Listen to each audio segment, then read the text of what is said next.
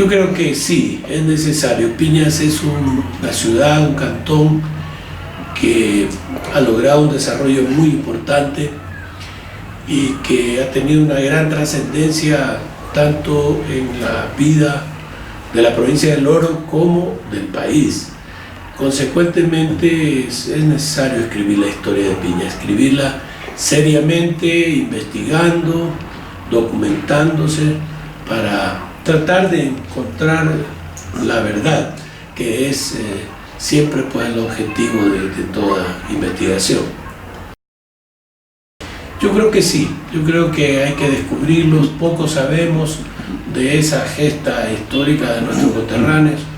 Hay que descubrir sus nombres y ponerlos como ejemplo de las nuevas generaciones. Para esa época ya el país estaba dividido entre conservadores y liberales. Yo tengo la certeza de que muchos de aquellos que proclamaron la cantonización de Piñas en 1895 ya comulgaban con las ideas liberales. El hecho de que hayan estado de alguna manera ligados al clero por la preponderancia que tenía en esa época el clero, la iglesia, no quiere decir que no hayan tenido un pensamiento liberal, pensamiento político liberal, laicista. Claro. Sí, cómo no podía tener eco en la gente de Piñas de esa época una acción tan importante dentro de la vida del país como es la revolución liberal. Es la única revolución que ha habido en este país después de la independencia. Es una revolución auténtica, pues una revolución cruenta, costó muchas vidas y muchos esfuerzos para poder llegar finalmente a triunfar.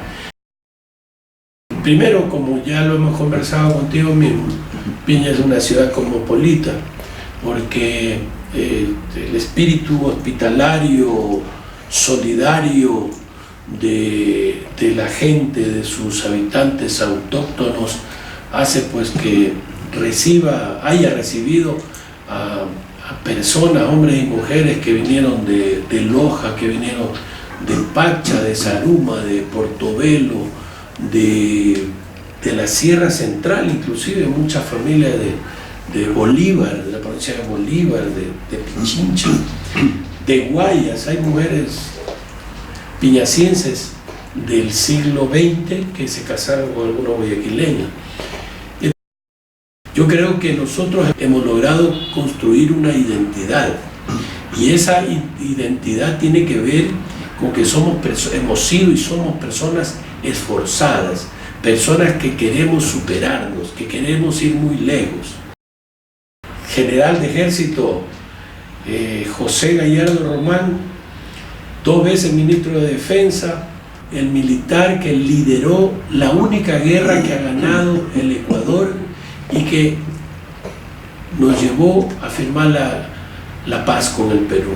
Carlos Ramírez Romero, ahora presidente de la Corte Nacional de Justicia, que ha llegado incluso por propios méritos en base de concursos. Somos amigos de la superación, del esfuerzo para llegar lo más lejos posible. Solamente creo que nos falta un presidente de la República y algún día vamos a tenerlo. Bueno, es que generalmente somos los ciudadanos comunes y corrientes los que hacemos las ciudades, los cantones, las provincias, las repúblicas. Es la empresa privada, el artesano, el agricultor, el campesino, el que construye la verdadera riqueza y genera las plazas de trabajo y empleo que tanto se necesitan. La mejor demostración es cuando un carpintero llega a Piñas a construir la torre de la iglesia, de la vieja iglesia de madera, se casa con una piñaciense y luego construye la fortuna más grande de la parte alta de la provincia del Oro, y a lo mejor de la provincia misma en general. Un Pancho Carrión, ¿verdad? Un hombre que trascendió no solamente las fronteras cantonales, sino las fronteras provinciales. Yo tuve la oportunidad de vivir algunos años en Guayaquil y de conversar con personajes muy importantes de Guayaquil que conocían de la importancia de don Pancho Carrión como empresario, como pequeño industrial, como ganadero, como agricultor, como comerciante, ¿verdad? Yo creo que si ha jugado un papel preponderante en la historia de los pueblos, en el aspecto de imprimir valores morales a los ciudadanos. Yo creo que ahí se justifica cualquier exceso o cualquier falencia que pueda haber tenido la religión, porque al ser practicada y llevada adelante por seres humanos, es susceptible de cometer errores. Yo digo que esos errores que puede haber cometido la Iglesia a través de la historia de la humanidad se compensan, si cabe el término, con los valores morales que nos han inculcado a través de nuestra formación cristiana. Durante mi infancia y mi adolescencia viví todavía ese clima, ese ambiente bastante hostil, si se quiere, de parte de los pobladores de Zaruma. Pero con el tiempo eso, para mi concepto, se ha ido diluyendo y las relaciones han ido mejorando. Sobre todo aquellos que pudimos salir de Piñas, que vivimos en otras ciudades del país, que pudimos compartir con personas nacidas en Zaruma, logramos mejorar las relaciones. Mis relaciones ahora son excelentes con la gente de Zaruma. Lo importante es siempre buscar la verdad. Y si tenemos que buscar la verdad y la verdad resulta un poco dura, hay que encontrarla. Entonces, yo creo que la posición nuestra, los piñacienses, con respecto de la catolización de nuestras parroquias, Marcavelí y Balsas, fue mucho más benevolente que la actitud que tomaron los zarumeños con respecto de nuestra legítima aspiración de convertirnos en católicos. Sí, debe haber sido muy difícil, ¿no? Pero ahí ya Piñas comienza a dar una demostración de solidaridad y de gran hospitalidad, porque recibe a los refugiados de la parte baja de la provincia. Entonces, habitantes de Arenilla, sobre todo de Santa Rosa, logran avanzar hasta Piñas y se hospedan en las casas de nuestros ancestros, de nuestros abuelos, y logran de esa manera pues, evitar caer en manos de la invasión peruana. Eran muy justipreciados por los demás, o sea, surgían por generación espontánea. Yo entiendo, por ejemplo, que los primeros concejales de Piñas nadie los discutió, porque eran aquellos que lucharon por la catolización precisamente de Piñas, y ellos eligieron al presidente del consejo, que posiblemente era el más destacado, el mejor y más preparado, me imagino. Era un doctor en Derecho. En esa época ningún candidato dejaba de visitar a todos los conciudadanos de su jurisdicción. Entonces, esa es quizá la diferencia entre la forma de hacer política de esa época a la forma que tenemos ahora, que nos valemos más de los medios de comunicación. Imagínate si hace 75 años tuvimos de presidente del Consejo, primer presidente del Consejo, a un doctor en jurisprudencia. Significa que quienes estaban equivocados eran los de Zaruma, no nosotros. Nosotros sí estábamos preparados para autogobernarnos. Y yo creo que si continuamos adelante, porque hace falta. Me acuerdo que mi mamá decía, al siguiente día de un aguacero fuerte, decía: ven a ver el río, ha crecido el río, se lo ve medio blanco. Y era un río que tenía mucho caudal y el agua era muy limpia. Nosotros nos bañábamos ahí, habían algunas pozas o lagunas en donde íbamos de la escuela, inclusive los viernes, a bañarnos al río. Y también íbamos nosotros por nuestra cuenta con nuestros primos, familiares, amigos de barrio, a bañarnos en el río, a nadar en el río. Ahí aprendimos a nadar. La piscina municipal vino después. Cuentan que las mamacitas, como lavaban la ropa en el río, que tenía su piedra escogida para refregar la ropa. Esta piedra era de la señora Rosa y otra señora tenía que su propia piedra para sentarse a la... Sí, nosotros íbamos también a la quebrada a bañarnos, entonces la gente lavaba ahí, lavaba la ropa ahí en la quebrada, en las quebradas, ¿sí? Porque eran algunas las quebradas de Piñas. Yo pienso, por ejemplo, que esas quebradas jamás debieron haber sido eliminadas. El río de Piñas tuvo una connotación muy importante, que es en la producción agrícola. Entonces, esto empezaba casi desde el nacimiento del río, en donde los primeros canales de riego, llamadas acequias en Piñas, era, por ejemplo, la de los Jaramillos en Piñas Grandes, ¿ya? De los Toros en Piñas Grandes. Más abajo, la Susaya, que era la propiedad de mi abuelo Andrés Romero. Nosotros regábamos todo lo que es la Susaya, que era cultivo de caña de azúcar y de café, regábamos. Tenía riego esa propiedad.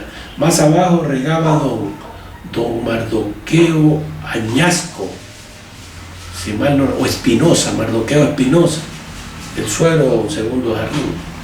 Luego había la famosa acequia, que salía más o menos desde la altura de la Piladora y que regaba todos los terrenos de don Raúl Romero, de don Manuel Huiticio Gallardo, todas esas propiedades por donde está ahora el estadio. Esa acequia pasaba, tenía su curso por donde hoy es la calle 9 de octubre. 9 de octubre, claro, exactamente. Esa acequia se encargaba de regar todos los cañaverales que quedaban hacia el sur. Ahí regaban los Loaiza, más acá de don Raúl Romero regaban los Loaiza, Máximo Loaiza, Vicente Loaiza, el padre de ellos, don Rafael Loaiza. Entonces mira tú, la fuerza también que tenía en la producción Piñas se debía a su río, ¿no? Su pequeño río que también servía para regar en tiempo de verano esas propiedades agrícolas. Yo últimamente me entero de que se llama oficialmente San Francisco de Coronita. Pero Pénjamo es el nombre tradicional. ¿Cómo haríamos para...? Yo te cuento la historia. A 10 metros de mi casa estaba la casa de don Juan Añasco, Salazar. Él tenía un salón que se llamaba Salón Pénjamo. Tenía dos partes. La primera era una especie de heladería. Ahí se vendían jugos de fruta, helados y otros confites. Y en la parte posterior era un salón de bebidas. Entonces, la afluencia de la gente era grande, sobre todo los fines de semana. La gente del centro de Piñas salía al Salón Pénjamo a tomar helados unos y otros a la parte posterior a beber. Entonces, y a bailar, claro. El Salón Pénjamo también se bailaba. Entonces, nosotros crecimos ahí, yo viví 12, 13 años a 10 metros del Salón Pénjamo. Entonces todo el mundo conocía el sector como Pénjamo. Y siempre, y a mí cuando me preguntan, yo decía, si yo vivía en Pénjamo. No nací ahí, pero viví ahí los mejores años de mi vida. Y te cuento una cosa, y tú debes acordarte, que cuando salíamos de paseo, fuera de la ciudad, tanto de la escuela como del colegio, cuando regresábamos, y ya íbamos llegando a Pénjamo, empezábamos a cantar en coro todos, ya vamos llegando a Pénjamo, a ver a las muchachas de Pénjamo. Yo tengo conocimiento que en la lucha por la catonización hubo un comité de mujeres. No quiero citar nombres porque a lo mejor me equivoque, pero sé que ellas cocinaban, preparaban alimentos, hacían actividades para poder reunir fondos para continuar la lucha, porque tenían que viajar frecuentemente a la ciudad de Quito. En esa época, imagínate, viajar a Quito costaba mucho dinero y tenían que hacer lobby acá, tenían que hablar con senadores, con diputados, con ministros de Estado, porque La lucha fue fuerte, fue grande y fue por muchos años. No recuerdo alguna anécdota. Quizás los primeros bailes en el colegio 8 de noviembre. Recuerdo que el primer año yo tenía 12 años. Yo no participé, o sea, asistí al baile, pero no me atreví a sacar a bailar a nadie. Después ya, cuando fui a segundo curso, ya participé, yo ya bailaba, ya tenía 13 años. Y quizás una cosa anecdótica ahí que siempre le he contado a mi esposa, a mis hijos, es que a una compañera de colegio le hacíamos cola para bailar con ella. Era Laurita León, la esposa de Jorge Astudillo. Le hacíamos cola a Laurita para bailar con ella y ella siempre nos daba, nos decía ya después de esta, la siguiente, después de 2, y nosotros esperábamos pacientemente para bailar con ella. Corresponde más bien a una leyenda, ¿no? Yo creo que no hay una documentación que pueda confirmar este acerto, ¿no? No obstante, si no tenemos la documentación, tenemos que creer que esa es la verdad y que eso es lo que pasó y que de boca en boca se fue haciendo la historia de nuestra Piña, ¿no? ¿Nosotros somos piñacienses o piñacenses? Para mí somos piñacienses, piñacienses. Yo me considero piñaciense. Hay un segundo nombre, Piñas a la orquídea de los Andes. Y eso está por saberse quién es el autor. Ya, bueno, no sé yo también quién será el autor, debe haber sido una persona que se inspiró en la belleza de las orquídeas, de la flor, ¿no? Pero yo creo que vale la pena hablar de esto porque deben tener mucho cuidado, sobre todo las autoridades y los líderes de las instituciones en la utilización de esta frase, la orquídea de los Andes. Imagínate tú una comunicación que suscriba al alcalde de Quito y que diga, Quito, la carita de Dios lo invita, señor asambleísta o señor presidente de la República, a su sesión solemne. No cabe. Quito, la carita de Dios, lo invita, señor presidente, a la sesión solemne. No cabe. Entonces, desde ese punto de vista, yo pienso que hay que manejar bien el tema de la orquídea de los Andes, que a mí me gusta y que todo el mundo lo ha aceptado. Y en muchas emisoras, en muchos periódicos, en diferentes partes, no solamente de la provincia del Oro, sino del país, se la conoce a Piña como la orquídea de los Andes, así lo mencionan. Bueno, yo quiero que Piña sea cada vez más bonita, que sus hijos, sus jóvenes, sus habitantes cada vez sean más respetuosos, que sean más hospitalarios, que sean solidarios y que siga creciendo la ciudad, pero dentro del respeto al medio ambiente. Como yo ya dije antes, nos faltan sitios de recreación, nos faltan árboles, nos faltan palmeras. Quito, a 2.850 metros sobre el nivel del mar, tiene palmeras. Así que no se justifica la altitud nuestra, que es de 1.000 metros sobre el nivel del mar aproximadamente, como para no cultivar palmeras.